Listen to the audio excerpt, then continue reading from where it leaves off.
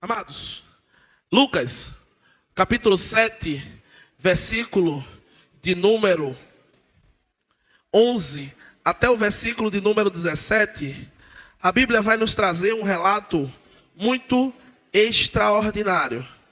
A Bíblia, ela vai falar de uma mulher.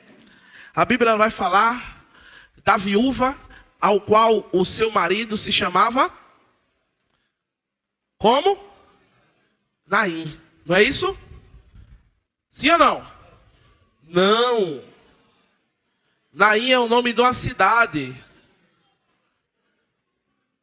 É a viúva de Naim porque ela morava em Naim.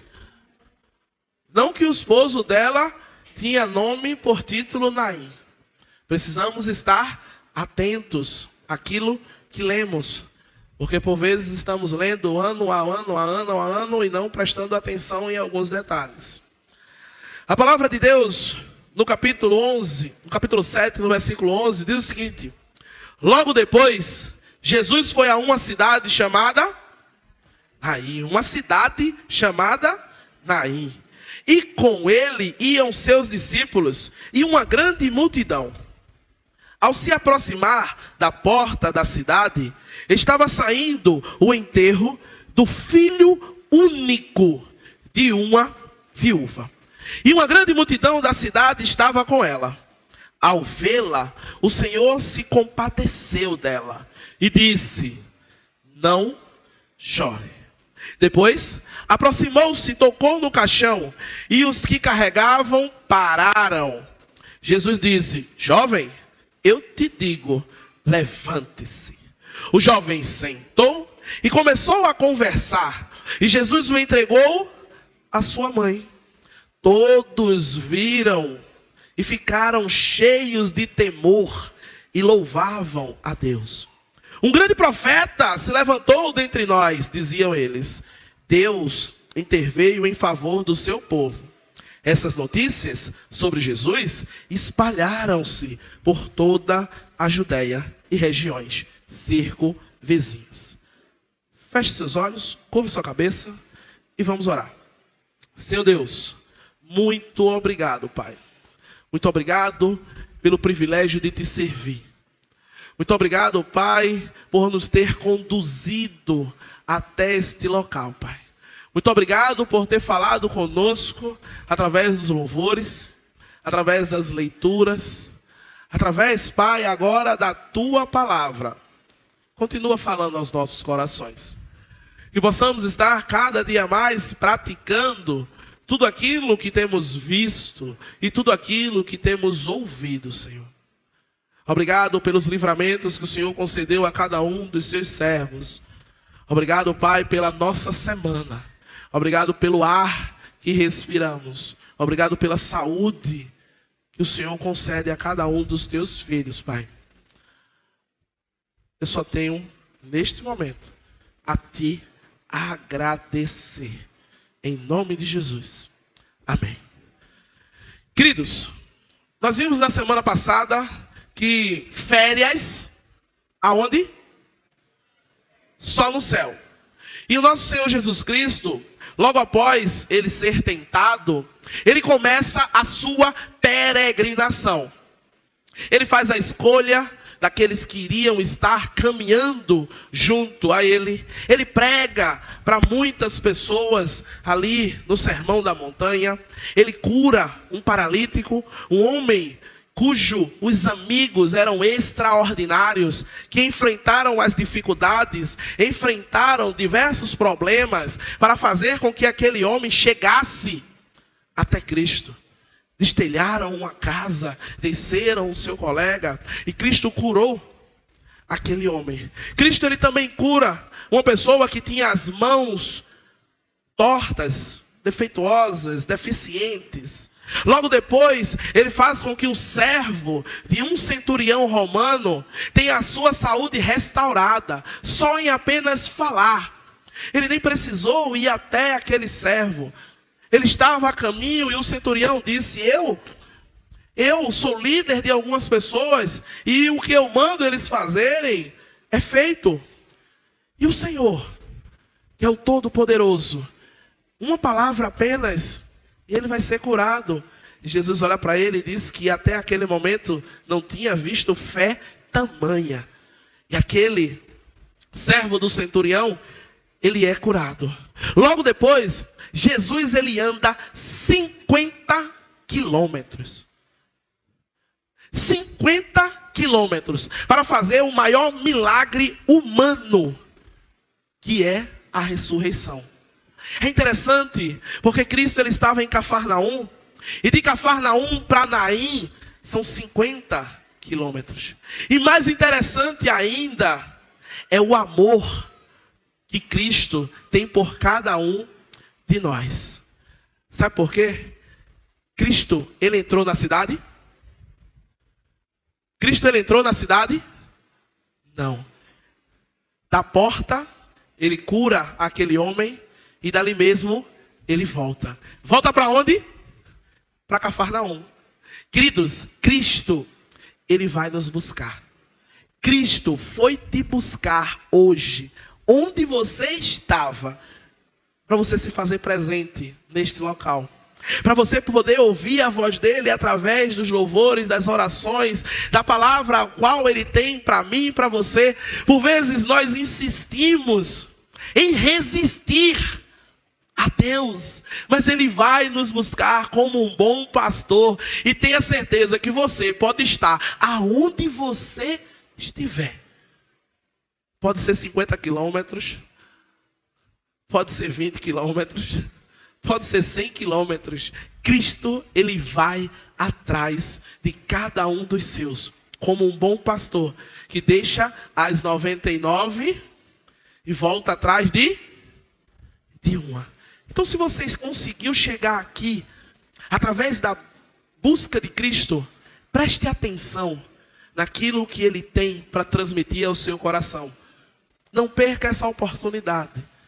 Não perca o amor de Cristo sendo evidenciado através da sua palavra. Queridos, Naim era um vilarejo pequeno. Naim tinha 1 quilômetro quadrado.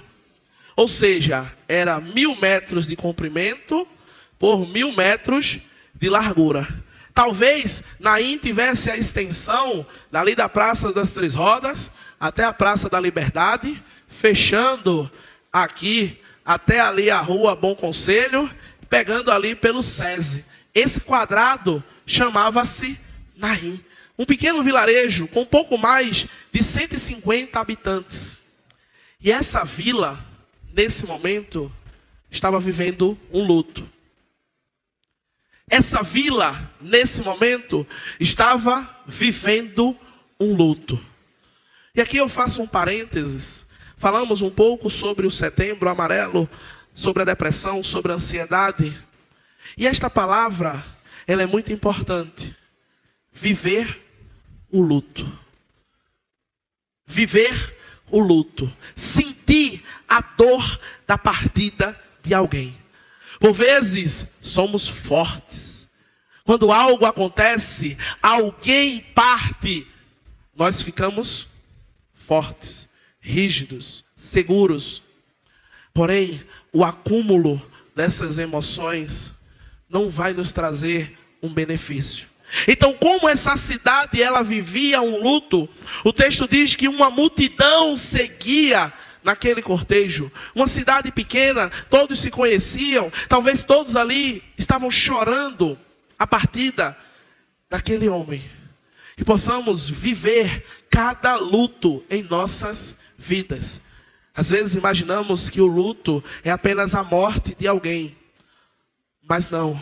Por vezes o luto é a perda de algo que talvez para nós era a nossa vida. E precisamos viver esse luto. Fechando parênteses e voltando para o texto. Estava saindo daquela cidade não apenas mais um corpo, mas a esperança de vida de alguém. Não estava saindo daquela cidade apenas mais um morto. Estava saindo ali a salvação de uma pessoa. E essa pessoa era a mãe daquele jovem. As mulheres, ou a mulher que há um tempo atrás tinha passado por uma tristeza tão grande de enterrar o seu marido. Aquela mulher, ela tinha passado por um momento terrível ao qual veio o seu chão desabar quando seu esposo faleceu. Com o tempo, as suas emoções elas foram se estabilizando e foram ficando apenas as lembranças boas. Porém agora, outro baque. E esse era devastador. Seu único filho. A pessoa que cuidava dela. A pessoa que supria aquela mãe em todos os aspectos. Alguém que era seu confidente, seu amigo. Aquela pessoa que estava ali para todas as horas. Queridos, as mulheres nesta situação dessa viúva, elas teriam que a partir daquele momento mendigar o seu pão. As mulheres naquele contexto, quando perdiam o marido, perdiam os filhos e não tinha ninguém da família para resgatar, elas viviam por vezes de migalhas que encontravam. Por vezes tinham que se prostituir para ganhar o seu sustento. Esse era o contexto dessa passagem. Você pode imaginar como estava a cabeça daquela mulher nesse momento? Você pode imaginar como estava a cabeça daquela mulher ao ver o seu filho saindo pela porta da cidade morto e as suas esperanças indo com ele? Agora uma outra pergunta. Como está a sua cabeça agora? Será que você nesta noite é essa mulher? É essa mulher que está aqui imaginando que tudo está perdido? Que não tem mais solução? Que para que lutar? Se não adianta nada. Daqui para frente é só ladeira abaixo. Talvez você seja essa mulher que está passando aí na sua cabeça, para que orar mais? Para que pedir mais a Deus? Para que clamar mais a Ele? Se eu clamo e nada muda. Por que servir a Deus? Por que estar nesta igreja? Não é aqui que a minha vida mudará. Amados, nesse momento, a alma daquela mulher chorava. E hoje, talvez, durante essa semana, a sua alma também chorou. Será que é você hoje? Será que foi você ontem? Ou talvez será que será você amanhã? No meio de todo esse devaneio, no meio de todos esses pensamentos, nesse turbilhão de informações que estavam passando na mente dessa mulher, ela escuta uma palavra. E essa palavra foi: não chores. E essa é a temática do nosso culto. Não chore. Jesus não te abandonou. Amados, em meio a toda aquela situação, eu imagino aquela mulher caminhando lado do caixão do seu filho, e ela para e escuta alguém dizendo: não chore. Talvez a primeira reação dessa mulher tenha sido: como assim não chore? Como assim não chore? A minha esperança está dentro daquele caixão. O Senhor não está vendo? Como assim não chore? Estou desempregado há muitos e muitos anos. Minha família tem passado por problemas diversos. Como assim não chore? Meu relacionamento está por um fio. Estou vendo a minha casa ruir. Como assim não chore? Meu filho está com fome. Estou sendo abusado, abusada por vezes, moral, fisicamente. Como assim não chores? Eu tenho sido humilhado na minha casa, no meu trabalho. Como assim não chores? Dentro da minha casa eu não sou respeitado. Não consigo por vezes estabelecer um relacionamento com Deus. Como assim não chore? Não consigo largar a prostituição, a pornografia, as drogas, os vícios. Como assim não chore? Sou uma pessoa, por vezes, não confiável. Falo muito das vidas alheias. E por causa disso, cada vez mais, eu estou só. Como assim você me manda não chorar? Você me conhece? Queridos, por quais dessas situações nós temos passado? Por quais desses momentos que essa viúva ela estava vivendo, eu e você, nós temos vivenciado? Cristo, Ele afirma hoje para nós: não chore, eu não te abandonei. Amados, alguns aspectos eles precisam ser considerados nesse texto. Aquela mulher, ela estava vendo Jesus pela primeira vez. Para ela foi algo estranho ouvir aquele homem ao qual ela não conhecia chegar perto dela e dizer: não chore. Mas você já ouviu e você já viu Cristo na sua vida. Muitas e muitas vezes você já ouviu Cristo sussurrar no seu ouvido, falar dentro do seu coração.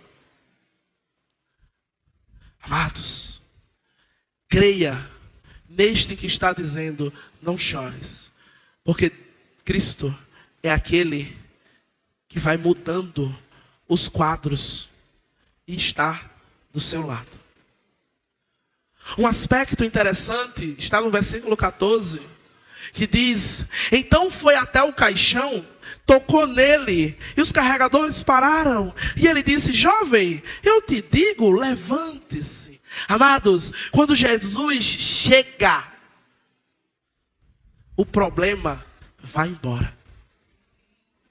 Quando Jesus ele chega, o problema ele vai embora. Por vezes, queridos, nós estamos labutando muitas e muitas situações, estamos travando batalhas diversas, mas o que nos falta, por vezes, é joelho no chão, face no pó, e clamar a Deus, entregar a Ele aquela situação, porque quando Ele chega, o negócio se resolve. Amados, você viu no texto a mulher pedindo a Jesus para ressuscitar o filho? Você viu? É interessante isso. É interessante que a gente não vê a mulher pedindo para que Jesus ressuscite o filho. Porém, isso não significa dizer que nós não precisamos orar. Porém, precisamos entender que se ainda não resolveu, é porque ainda não chegou a hora. Se ainda não solucionou, é porque ainda a hora não chegou. Se aquilo que por vezes buscamos, estamos aí por vezes de maneira incisiva, ansiando, se isso não chega, é porque a hora, de fato, não é agora. Amados, Cristo, Ele observa a nossa vida. Cristo, Ele te observa dia e noite. Ele tem visto as tuas manhãs, Ele tem visto as tuas tardes, as tuas noites. Por vezes nós conseguimos não estar à vista de pessoas, mas o nosso Deus não. Cristo, ele caminhou 50 quilômetros indo, 50 quilômetros voltando, para demonstrar que a vida daquele jovem valia a pena.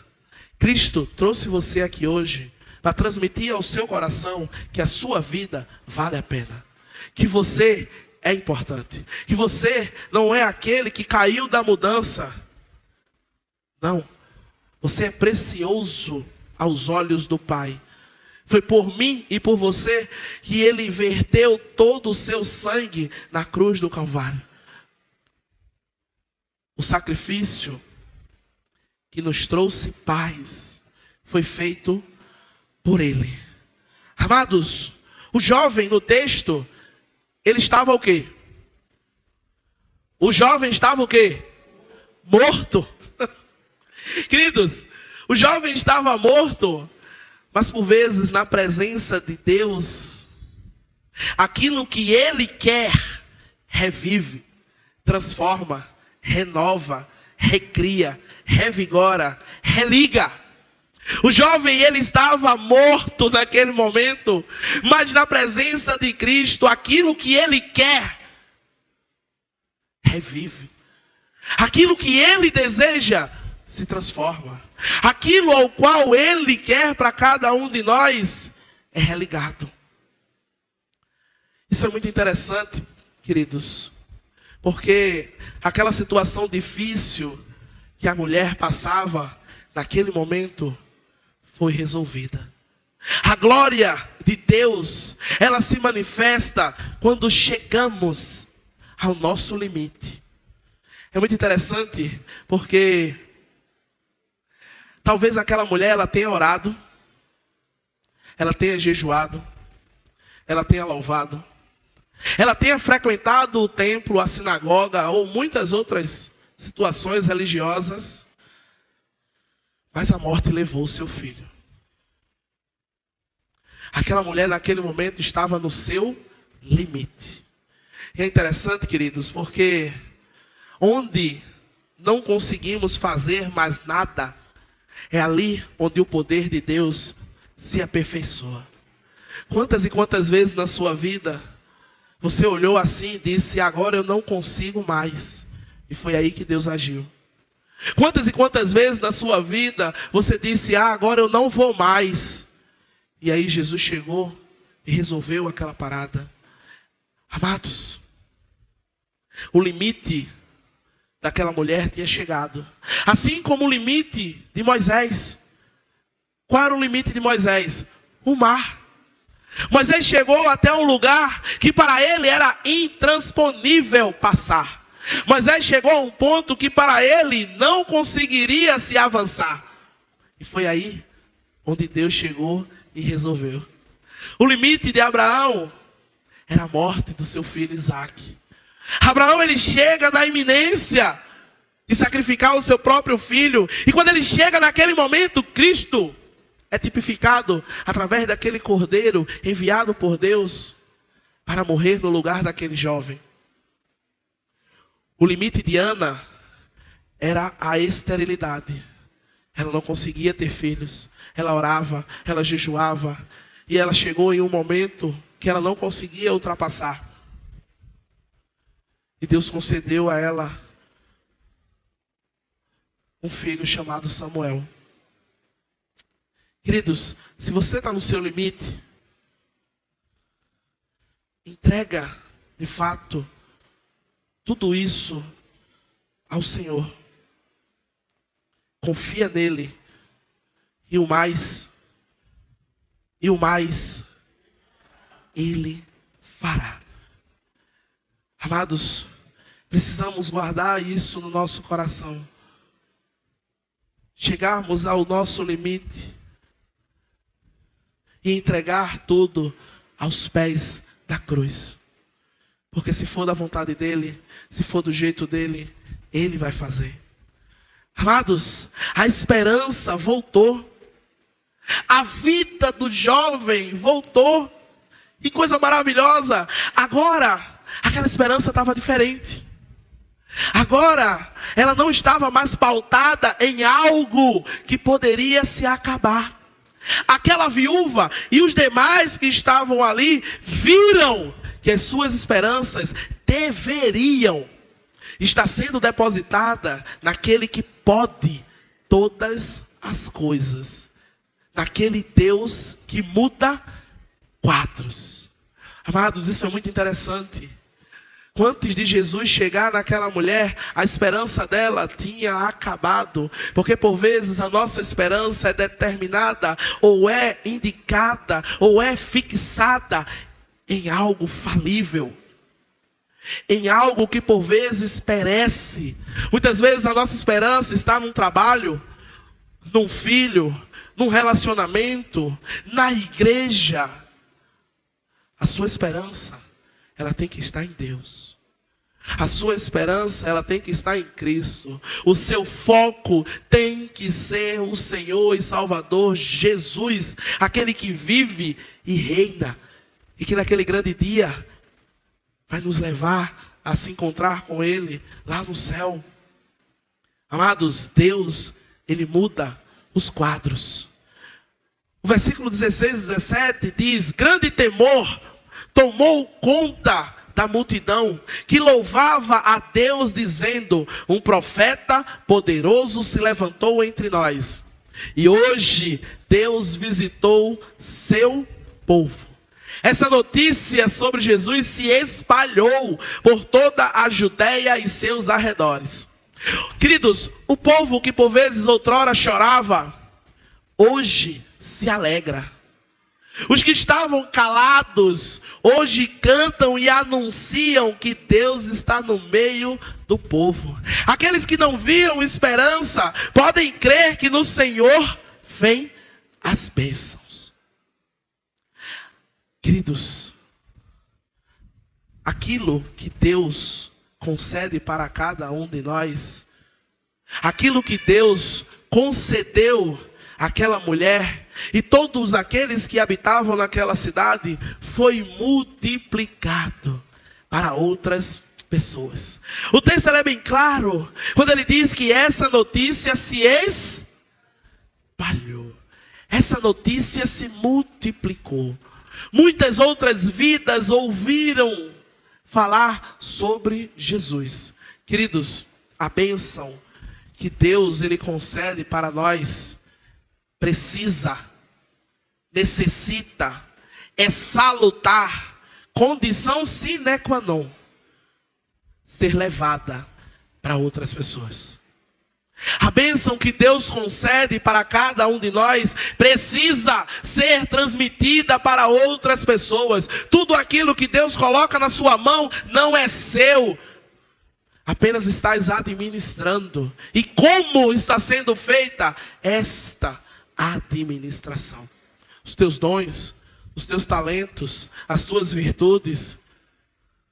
Assim como este povo que multiplicou o anúncio de Cristo naqueles arredores, afirmando para todos: não chore, porque Jesus não te abandonou. Assim devemos ser eu e você, porque nada é meu e nada é seu. Tudo provém do Pai, tudo veio dele. Então, queridos, disperse, dissipe, dissemine tudo aquilo que Deus concedeu a você, para que outras pessoas também sejam abençoadas. Amados, por vezes nos momentos de dificuldades, aflições, desesperos, desânimo, o que menos queremos ouvir é: não chore. Ou por vezes, está chorando por quê? Amados, mas nesse momento, quem faz essa afirmação é o próprio Senhor Jesus Cristo, e não eu. Ele pergunta para cada um de nós: por que estáis abatido? Por que estáis chorando? Sua esperança não está naquilo que se pode pegar. Sua esperança não é tangível. Se lembre de onde você veio. Se lembre de tudo o que você passou. Se lembre de todas as aflições que Cristo já te livrou até este momento. Talvez assim como eu, nem era para você estar aqui. Amados, não esqueça em momento algum que Cristo, Ele está contigo. Que Cristo, Ele não te abandonou. Creia que no tempo certo, na hora certa, se for da vontade dEle, tudo vai acontecer. Portanto, não chores. Cristo não te abandonou. Amém? Medite na letra desse hino.